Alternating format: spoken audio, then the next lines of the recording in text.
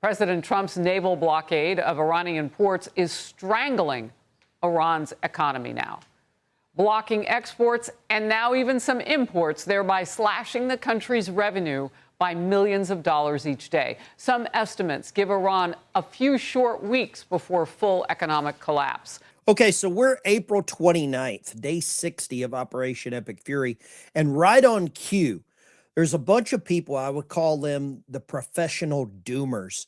I think somebody called them Podcastistan. They're all melting down right now. And the reason they're melting down is because we're winning. Now, this is an account that I follow over on X that puts out a lot of good information many times. It's OSINT Defender. But they're now dropping a story here, and some people will call a post on X a report. It's not actually a report. This is a story. This is 128 words or whatever. According to the Wall Street Journal, citing U.S. officials, U.S. President Donald Trump has told his aides to prepare for an extended blockade of the Strait of Hormuz. Per the report, President Trump sees pulling out of the conflict or resuming combat operations against Iran as far more risky than continuing to blockade the vessels traveling to and from the ports. So, okay. This news follows the reporting that the intelligence community was given direction to assess the risk of declaring a unilateral victory and pulling back from the conflict. So when you're going to cite a news agency and you're going to run with this entire thing that Trump is contemplating, pulling out of the blockade, pulling out of this conflict, don't come at me with the Wall Street Journal, okay? Don't do that. And then here's another article from the Wall Street Journal. Trump tells aides to prepare for extended blockade. Does that sound anything like we're losing? Or does this sound like the longer that we have the blockade, the longer Iran suffers, the longer China suffers, the longer that these NATO clowns that we thought were allies suffer? But the story that the doomers are reading from this is that we're losing, Trump is coming back, blah, blah, blah. But out of the other side of their mouth, the Wall Street Journal posts another article. Iranians feel the pain as their economy descends into a death spiral.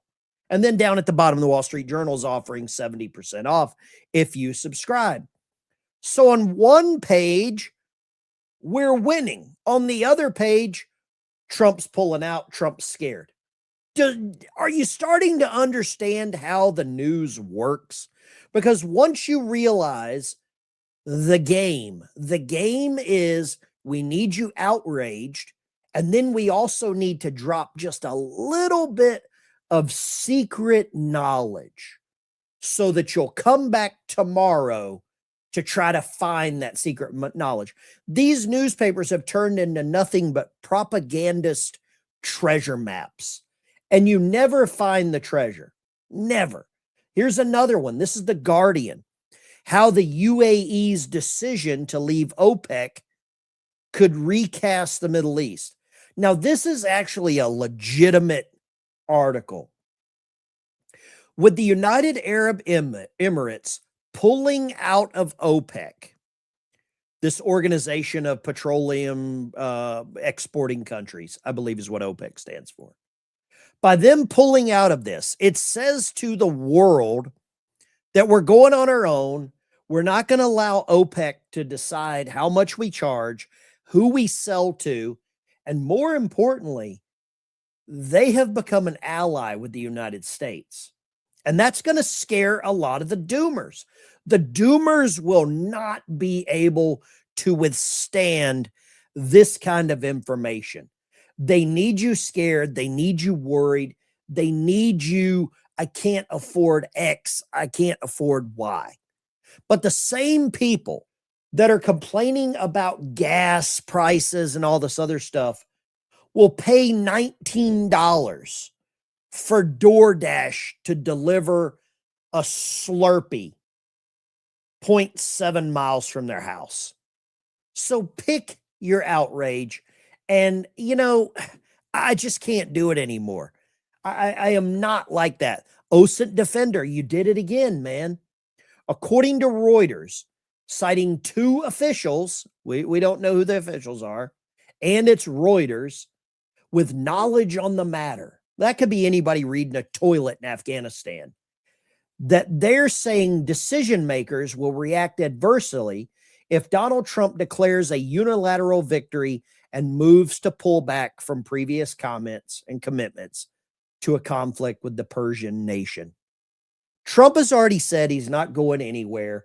He has said that Iran is not getting a nuclear weapon.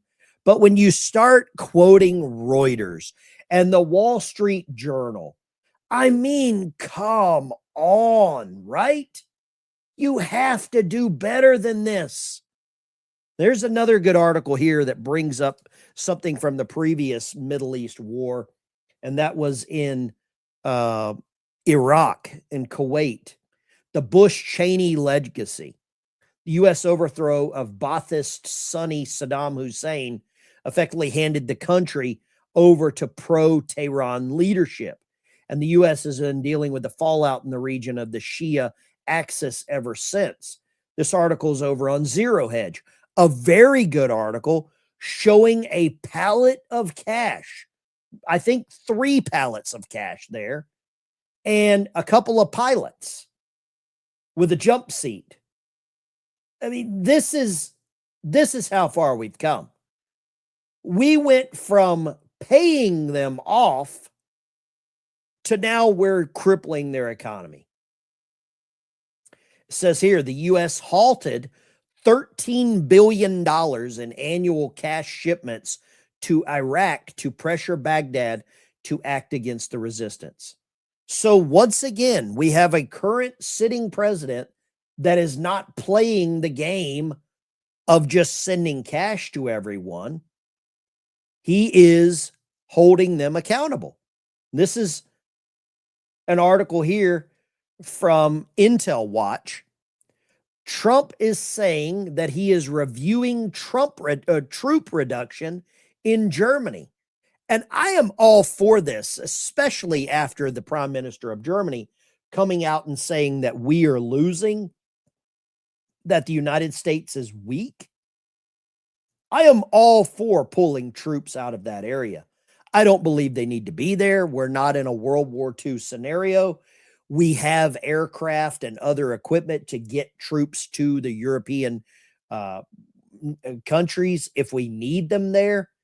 But I don't think we need to maintain a fighting force in Germany. I would love to get your opinion on this.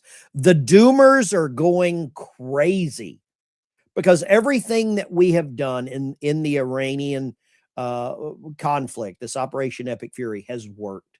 They've shut down the blockade. They have allowed Iran to have a blockade. They set up their own blockade further out. And that's what's really causing the problems. Iran is oil rich and cash poor. They have so much oil that they're about to start dumping it on the ground. There's nowhere to go with it. They'll probably dump it in the ocean, and then they'll blame the environmental impacts on Trump and the rest of the United States military and the cabinet. That's the way this works. Don't fall into this doom garbage. With that being said, I'll see you later. Take care, and I'll see you in the next one.